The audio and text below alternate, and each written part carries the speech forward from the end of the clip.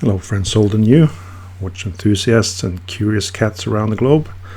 Welcome back to the channel. Today we're going to work on this 1967 Omega Geneve Chronostop. A very nice and not very common watch, but it has some problems. So let's get going. So the first thing we always do with a watch is to basically check if it does what it's supposed to do. And the Chronostop has this 60-second stopwatch functionality. So by pressing this pusher, it should start, but it doesn't. The watch does, however, run,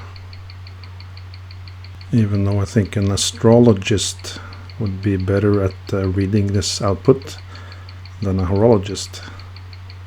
I think I see the Big Dipper, yeah, up in the middle. So it certainly needs a service. And we can also see that there are a couple of other things. The crown is not original. The dial has one blotch in particular, otherwise it looks quite good. The case has some marks, but it might actually be unpolished.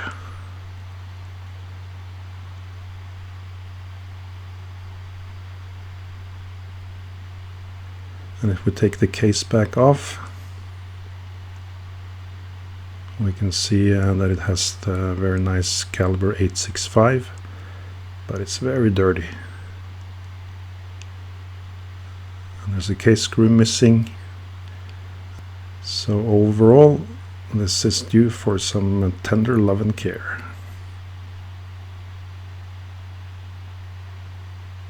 So we took the strap off already, and we're going to take the movement out of the case. No, I'm not really showing that here, but the movement was actually quite stuck in the case. But finally got it out.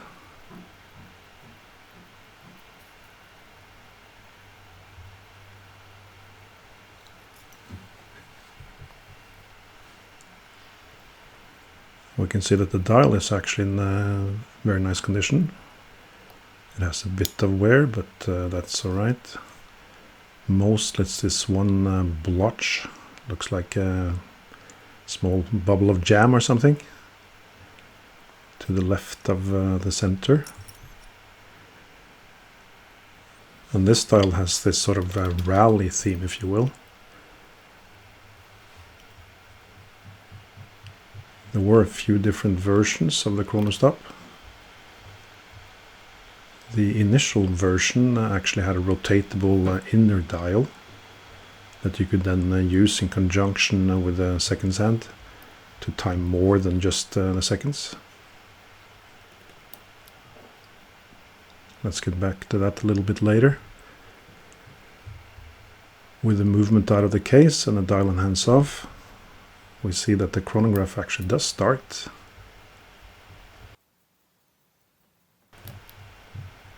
So it's nothing really wrong with the movement, apart from a lot of dirt.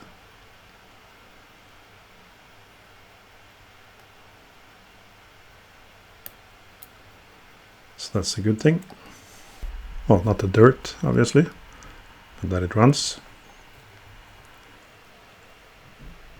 So we'll first take the balance wheel out and put it away securely. That way the chronograph will certainly not run. That's a little bit safer for the wheels.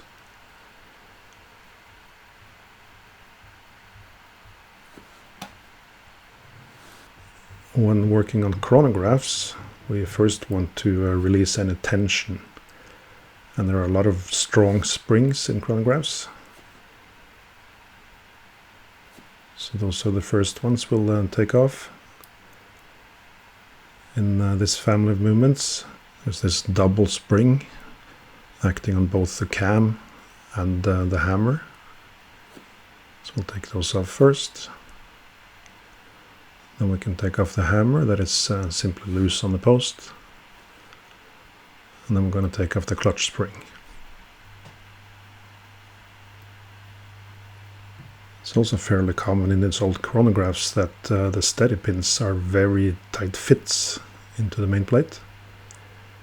So if we need to sort of jiggle them loose, it's important we don't put too much force on the thin ends, because they can more easily break or bend. And taking off the clutch wheel cock, we see that there's hair there. It's not my hair. My hair is longer. And that doesn't mean that I have long hair. But there was a hair there. And that's not ideal. The clutch is held down with this shouldered screw, so it can move back and forth and basically engage or disengage the chronograph wheel. The cam on this movement is actually a two-piece. That's easier to machine, of course. But it sticks together, so we'll just take it off in one part. It's going to come off in the cleaning machine anyway.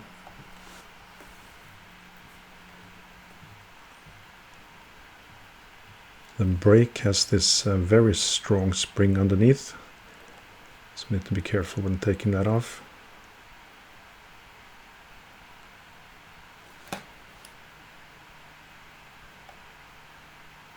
But it's a pretty simple chronograph movement, of course. No minute counter function, no hour counter function. So very straightforward.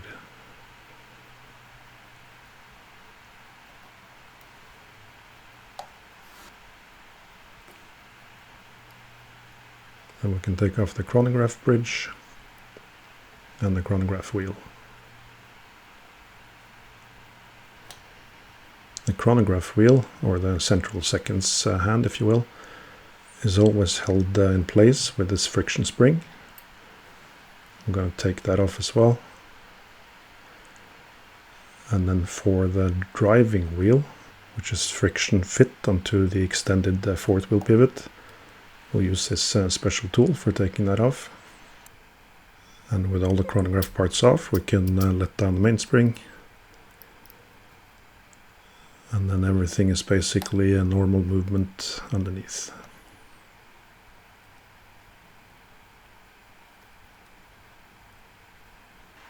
Now let's talk a little bit more about the Chronostop. It was first released in 1966, and then as part of the Seamaster line, but was moved to the Geneve line very shortly after.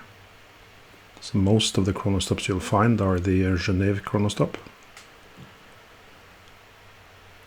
They initially all had the same movement. This one here, the 865. The 865 is basically a simplified version of the 860. And probably the most famous member of the 860 family is the 861 from the Moonwatch. But also DeVille chronographs with the 860, very nice watches.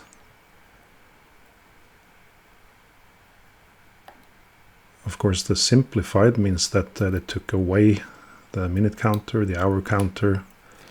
There's no date on this watch, even though Chronostop later also came with date, but was then dubbed the 920 instead. You'll also see this movement family referred to as Lemania movements. Lemania was part of the original group that became the Swatch group later, together with Omega and Tissot, but they still had their own brand name. Now see that the barrel was a little bit stuck inside the barrel bridge. There's a lot of grease and old gunk there, which would help explain the starry night running of the watch, although there's a lot of dirt in the wheels for sure.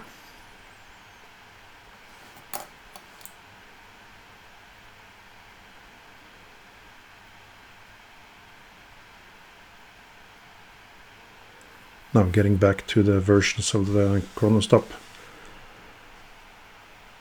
They initially, as I think I mentioned, came with the rotating inner dials. But this reference, the 145-009, doesn't have that. It has this RAL-inspired dial instead. There were also versions made for regatta, tachymeter, that kind of thing. And there was also a driver version, which actually has the 12 o'clock at the normal 3 o'clock position. And I believe the reason was that the watch was actually marketed as being worn on the inside of the wrist, so instead of on top of the wrist, on the underside. So that might be also why they had this driver version. And finally, there was also an Italian version, they call it, because it was marketed specifically in Italy. It's also referred to as the Chronostop UFO. And the reason being that the case was round or roundish instead of this cushion shape that is the most common.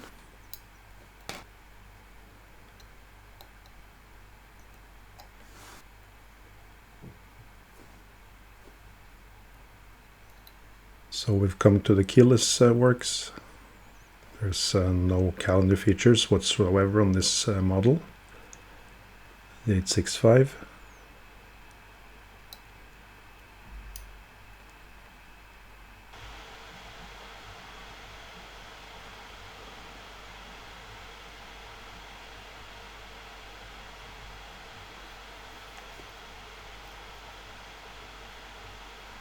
Looks like it's been quite a while since anyone did anything to this movement. And we'll see later that it has certainly been a long while.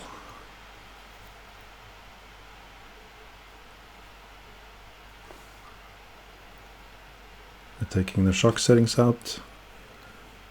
There was a question in the channel whether or not it's better to take the shock settings out before or after running the watch movement through the cleaning machine. It doesn't really matter, to be honest. You can leave the shock settings in and then clean them later. You can also oil them without taking them out at all if they're clean. But you can potentially save a little bit of time if you take them out first.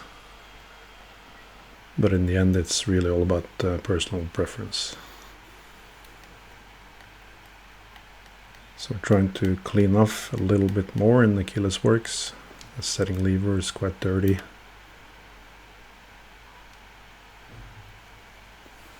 And then we'll put the balance back on. One little trick when you're putting the balance back on like this. If you gently turn it around, you can have the balance wheel rest on this little ledge at the underside of the cock. Then it's not going to drop off and bounce too violently. Not really a big thing, but the more careful we are with these things, the better.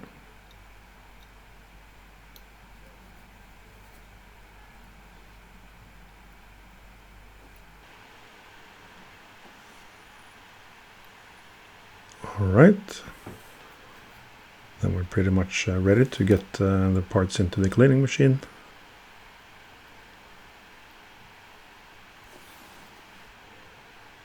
It is a simple chronograph, so there's not that many parts. Still enough to confuse a middle-aged person like myself. So good habits are also important. So in that regard, something I've done myself a few times, taking the movement apart and then waiting a long time before starting to reassemble it. It's a very bad idea. Much better to start reassembling it as soon as possible. Then your memory will still be fresh.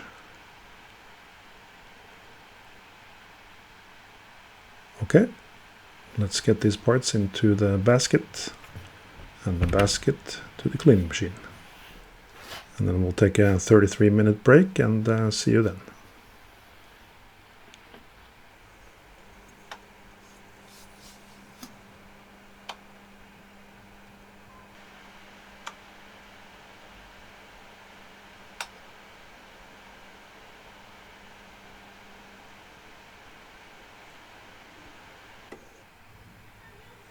Okay, with all the parts cleaned, we can first start by assembling the barrel. We're putting in a new mainspring. Always important to check that the coiling is in the right direction. And we need to get the end of the mainspring into the barrel. And then we can make sure the rest goes in.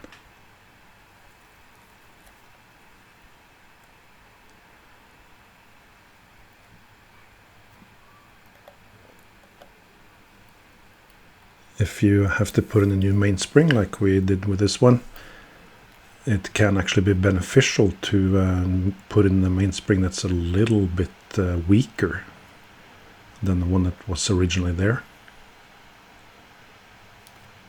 Because there is a bit of wear in vintage watches, and the wear will be worse if you have a very strong mainspring.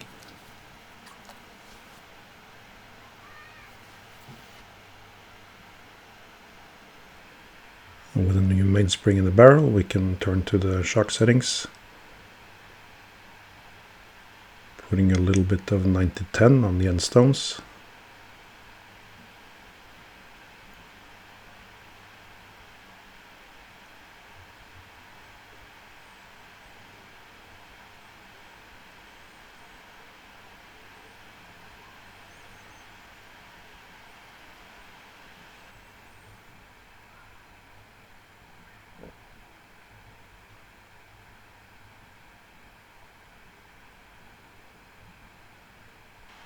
And sorry about the nose hair being in the picture here. And fun fact, as you get older, your nose hair also gets grey. Not sure that's actually a fun fact, or a sad fact, or a completely unnecessary to know fact.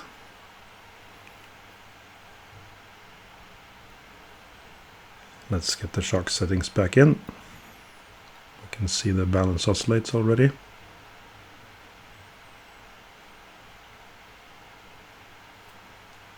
So we can take it off and store it safely again.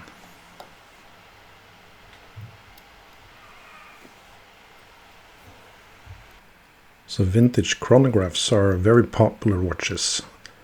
And I think part of the reason is that they are generally bigger. And of course, vintage watches are very small compared to modern standards. But the chronographs are generally a bit bigger, simply to accommodate all the extra levers and wheels and what have you. And I must say that vintage chronographs have a lot going for them in terms of design. Really much nicer in my view, most of them, than today's chronographs. But there are of course downsides. These movements aren't that common anymore, so finding parts for them if necessary can be difficult. And there's quite a lot of strong force in a chronograph. You see these big springs that you have to overcome to start and stop, for instance. So there might be some extra wear. But then again, people don't buy a chronograph watch to actually measure time. They buy them because they think they look cool. It's a little bit like people buying an SUV. It certainly isn't because they're planning to go off-road anytime soon. And for that sake, people don't really buy a watch to tell time either. It's more of a fashion accessory than anything else nowadays.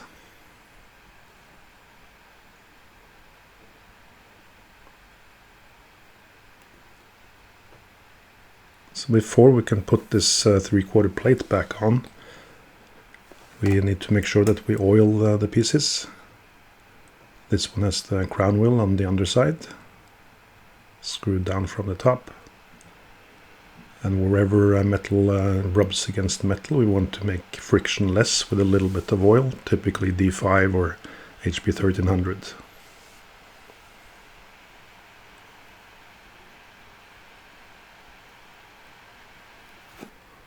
And the same thing for the center wheel.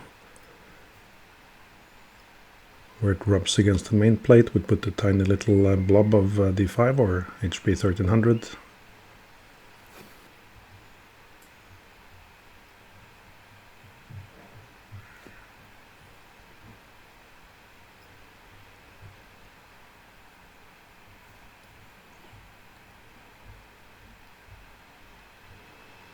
And then we can put the 3/4 plate back on. And in chronographs you will pretty much always find that there are no multiple bridges like in other less complicated movements.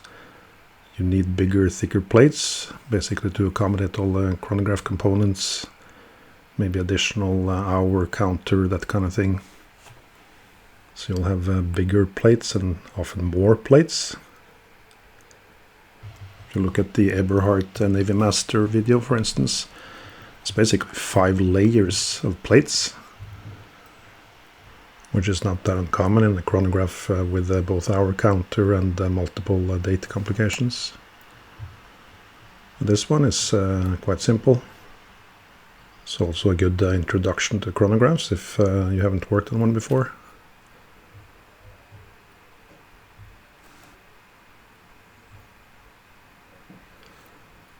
Alright, we see that the wheels run freely, so we can turn the movement over and start putting in the keyless works.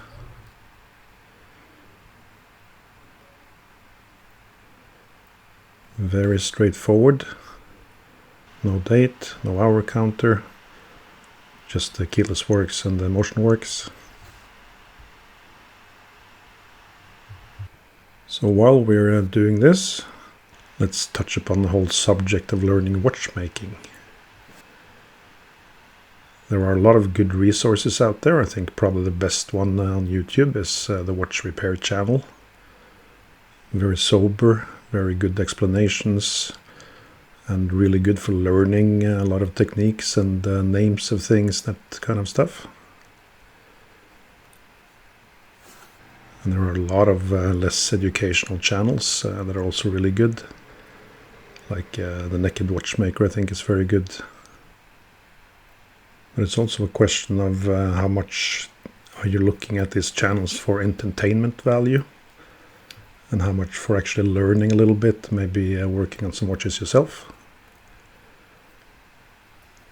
And if you are in the latter category, then I mentioned it before, but I think the British Horological Institute's distance learning course is a fantastic resource. It's basically a set of lessons that you run through on your own time.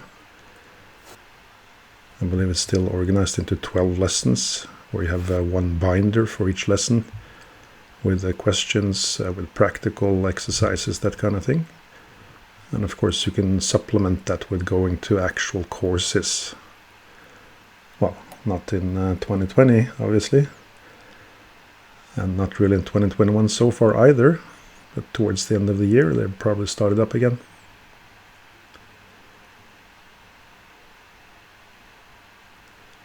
You can of course also enroll in local watchmaking schools. If you're very serious and young enough, then the WASTEP is probably the pinnacle. But for most people, just tinkering a little bit at home and maybe opening up an old watch that hasn't much value anyway. And I think these resources online are really good. And it's a fun hobby. Destroying a couple of watches here and there and telling your wife that, I'll fix it. Where's my watch? You said you would fix it. Yes. I think the dog ate it. We don't even have a dog. But as guys, I think we'll learn by destroying, basically. At least that's the pattern I recognize with my own 8-year-old. Learning by destroying, or picking apart rather.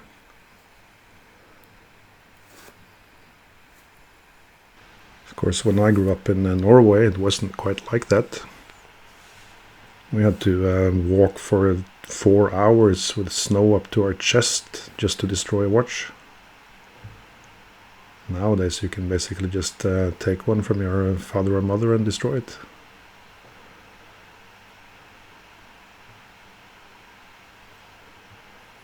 Anyway, We're almost ready with the base movement.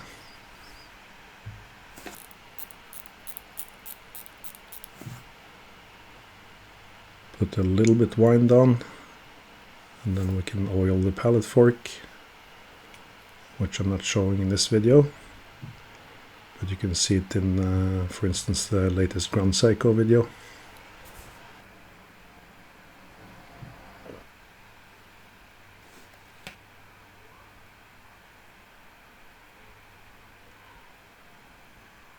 Okay, let's put in some oil. For most of the gear train we use 9010, so a light oil. And then we use D5 or HP 1300, a little bit heavier oil for the center wheel. And then we're pretty much ready for the time grapher.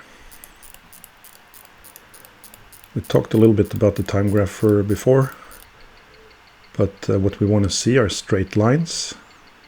We see this look pretty good. We need to adjust the beat error, that's 0.9. In all honesty, we don't actually have to adjust that. That's within the limits. And if the movement didn't have a movable stud carrier, we would probably leave it. But on these movements and on all modern movements, you can easily adjust the beat error. So then we will always try to get it close to 0. And once we have the beat error under control, we can adjust the index. There are these two little pins that straddle the hairspring. And by sliding it back and forth, we adjust how short or long the working length of the hairspring is. And the shorter spring is stiffer, and it's therefore going to oscillate faster, and vice versa. So by adjusting those two, we should be able to get the watch running nicely. With the base movement in good order, we can start putting back the chronograph parts. First thing we put on is the driving wheel. It's a friction fit on the fourth wheel extended pivot. So the chronograph driving wheel will always be running as long as the watch itself is running. So to make the chronograph wheel, that is the central seconds hand wheel, to make that wheel rotate, we then need to have a clutch. Now what I didn't show here is that this clutch wheel, what you want to do is to assemble it first and then test that it runs very, very freely. The clutch also has this eccentric screw or plug that's at the end, that's just close to the escape wheel. They may look like screws, but they are eccentrics, meaning that they are asymmetric. So if you turn it, one end is going to be longer or shorter in the actual terms, and thus adjust the distance between things. So the eccentric for the clutch adjusts the distance between the clutch wheel and the driving wheel. As a general rule, the teeth should be 2/3 of the length engaged with each other.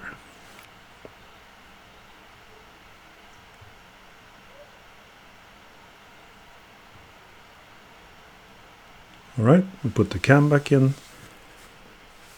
put in this floating switching piece, not sure what else to call it, and we use some Molecoat DX or maybe just 9504. And then on the posts, we of course use D5 or HP 1300.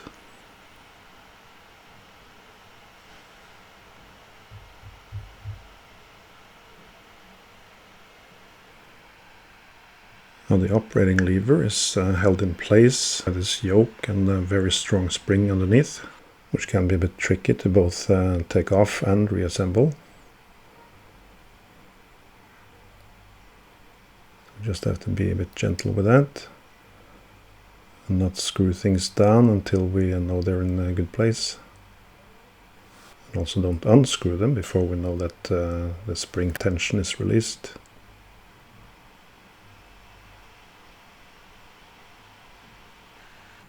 And this is the blocking lever. What it does is basically hold the hammer back until you release the push button. And it does so, there's a little pin on the underside of the hammer that then slides along this blocking lever until it's released when you let up on the pusher. Quite interesting design.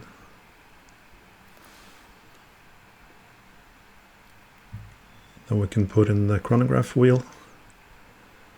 I'm going to put some Molykote DX or 9504 on this heart-shaped cam.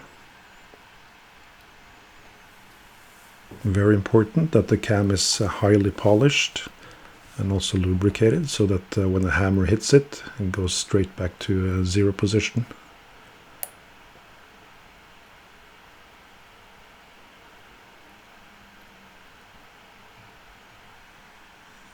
And then we have just a couple more springs.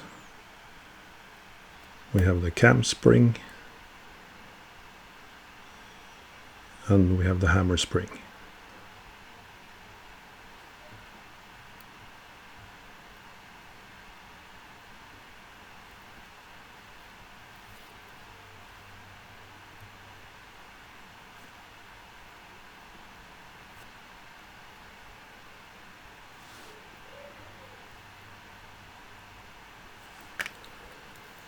Good idea with these springs is to screw them down so that they're held in place loosely, and then put them into their position before you screw them down fully.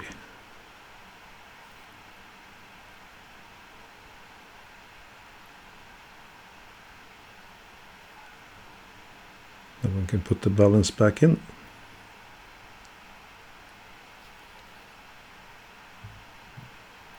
And yes, we are going to screw the cock down. Just ran out of battery. So with the movement running and everything tested, we turn our attention to the case and the crystal. Crystal is actually in pretty okay shape. We're just going to polish it a little bit. But the case is quite dirty. And especially dirty is the pusher.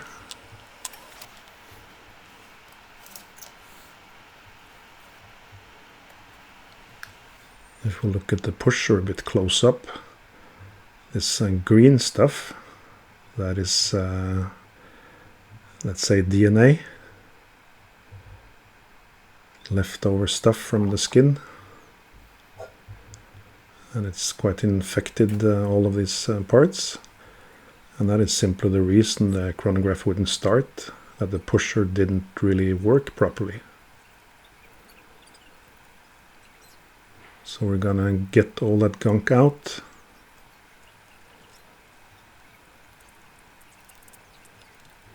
We clean it with some pegwood and also an old broken oiler before we put things into the ultrasonic. And then we're slightly polishing the pusher tube to get the last piece of the gunk off. Cleaning it in some degreasing fluid. I use something called the essence of Renata. You can use lighter fluid or one dip, and then we can see that it looks indeed a little bit cleaner.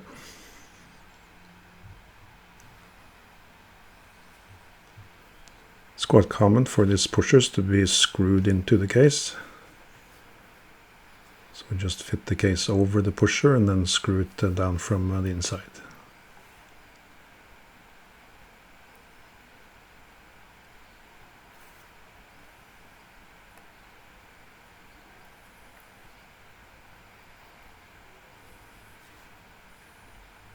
Put a little bit of silicone on the pusher. And that seems to do the trick. It operates as it should.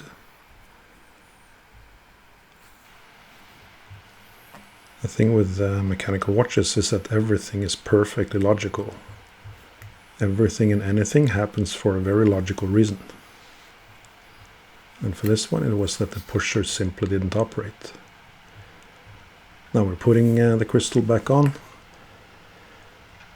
I was planning to change the crystal. The crystal for this model is a little bit special, and it's in good enough condition, so I decided to keep it and just polish it a little bit.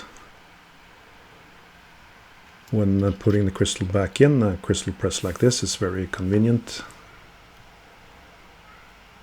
Just be careful you don't make any marks on the case or on the crystal itself.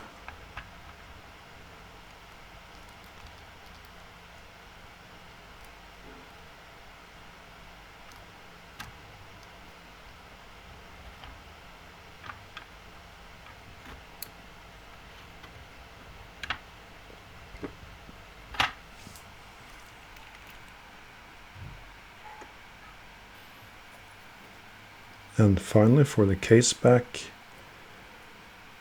also a lot of gunk. So the amount of DNA in this watch tells me that it's been at least 30 years since anyone paid any real attention to this.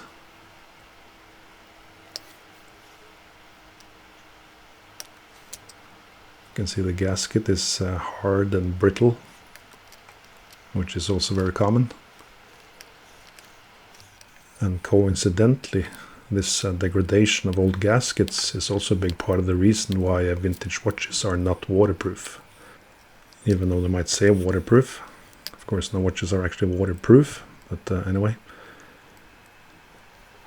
The biggest culprit is typically the crown. But when you have old gaskets like that, they sort of merge into the metal, and it's very difficult to get a very tight fit again.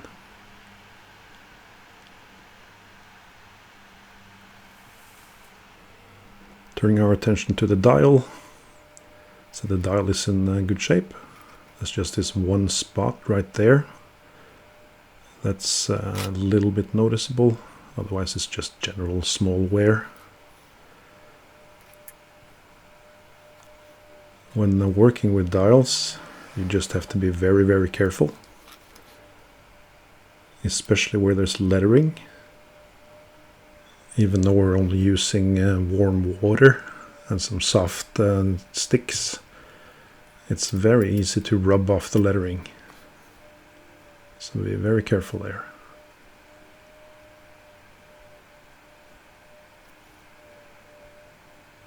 Oh, some more nose hair. Sorry about that. But my religion bans me from cutting my nose hair. Otherwise it's a very flexible religion. But you know, after 50 years then you do get a nose hair issue with appearing in public.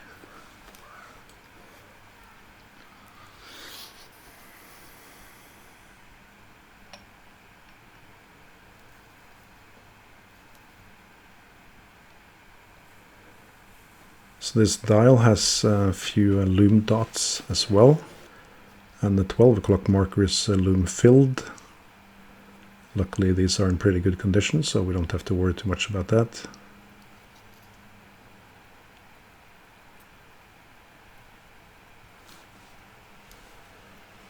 So we can put the dial back on the movement, and then put the hands back on.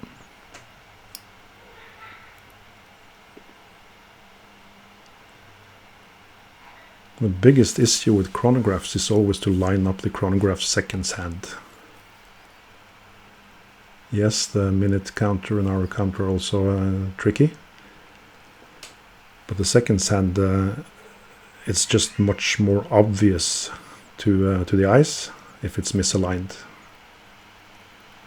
And it's not always easy to align it well in the first place. So being very, very meticulous, then you might be able to do it in the first go, otherwise you'll just have to take it off and try again. Take it off, eh? Take it off, mate. Sorry, just take it off. Note to self, delete this incoherent babble.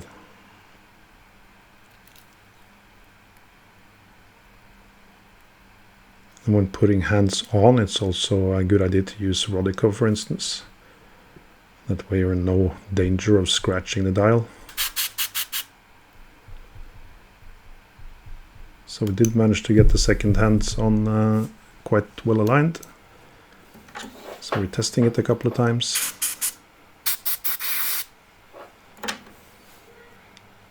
And then we can case the movement again.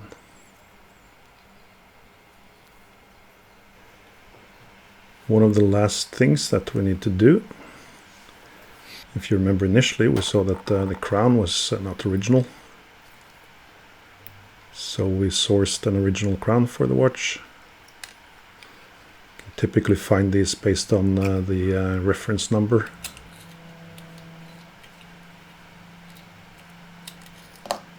And I think a beautiful watch like this deserves an original crown.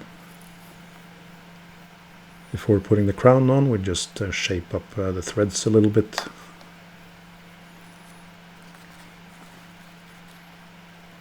So we have this old watchmaker screw plate for that.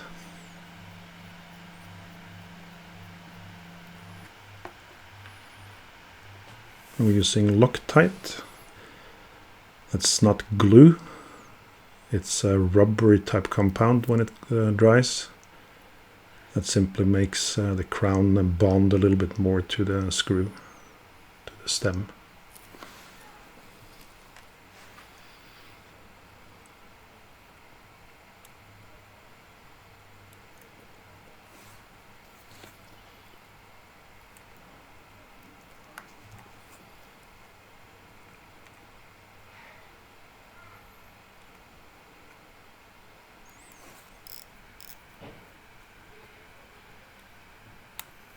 Alright, looks like it runs, that we can operate things properly. Last thing we need to do before putting the strap back on is to put a new gasket on the case back. Give it a little bit of silicone. Makes it stay supple a little bit longer.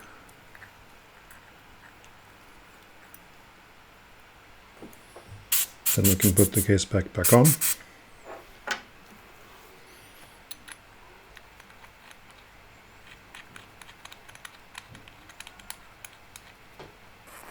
And we're going to find the strap to put back on. Let's just make sure that everything works as it should first. Nothing wrong in triple and quadruple checking.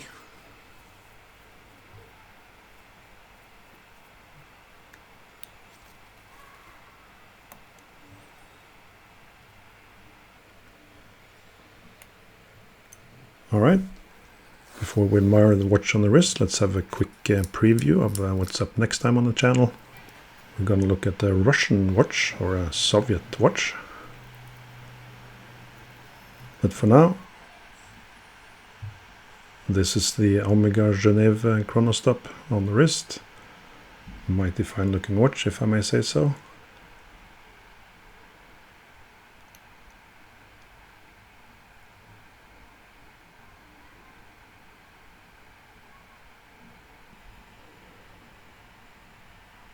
Alright, I hope you liked this video. If you did, then clicking like and subscribe will very much help the channel. It will help you get more content like this, and it will help other people find the channel.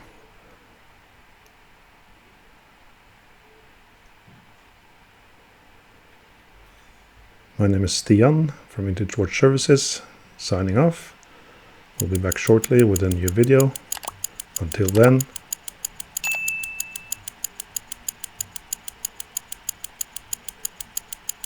ta-ta.